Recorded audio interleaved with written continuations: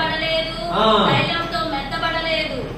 మీ దేశము పాడైపోయేను. అది పాడైపోయిన దాని కొరకు మనం ఏం చేయాలా? ప్రార్థన చేసి ఆ పాడైన వారిని మరి మార్చుకునే వారిగా ఉండాలని దేవుడు కోరుకుంటాడు. హల్లెలూయా. 2వ వచనంలో అంటున్నాడు చూడండి. 2వ వచనంలో అక్కడే 2వ వచనం యెషయా యెహోవా మాట్లాడుచున్నాడు. ఆకాశమా ఆలకించుము, భూమి చెవియొగ్గుము.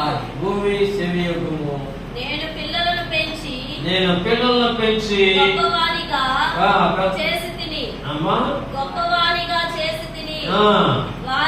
వారు నా మీద ఎక్కడ తిరగబడుతున్నారు. పిల్లల్ని ఆ చిన్నవారిని చేసి పెద్దవారిని చేస్తే వాళ్ళు ఏం చేస్తున్నారు? తల్లిదండ్రులు తిరగబడుతున్నారు. ఎందుకని తిరగబడుతున్నారంటే వీళ్ళు ప్రార్థన అనేది ఆయుధం లేదు. ఈ ప్రార్థన అనే ఆయుధం ఉంటే తిరగబడరు. చక్కగా ప్రార్థన జీవితం కలిగి ఉంటారు. తల్లిదండ్రులను ఎలా ప్రేమించాలా, రక్త సంబంధికులను ఎలా ప్రేమించాలా, తోటి స్నేహితులను ఎలా ప్రేమించాలా అనే ఆలోచన ప్రతి ఒక్కరికి కలుగుతుంది. ప్రార్థన ఆయుధం ఎవరికైతే ఉంటుందో ఆ కుటుంబం ఆశీర్వదకరంగా ఉంటుంది. హల్లెలూయా.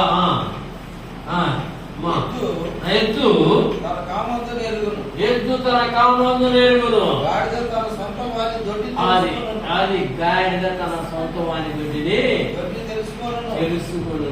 ఎద్దు నోరు లేని ఆ జీవులు మాట్లాడుతున్నాయి కానీ మనుషులు మాట్లాడలేదు.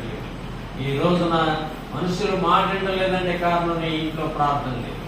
నీ ఇంట్లో ప్రార్థన లేదు, నువ్వు ఎంత చేస్తున్నా కానీ పని చేయట్లేదు ఆ ప్రార్థన. అయితే మనసు పూర్తిగా చేయాలి ప్రార్థన.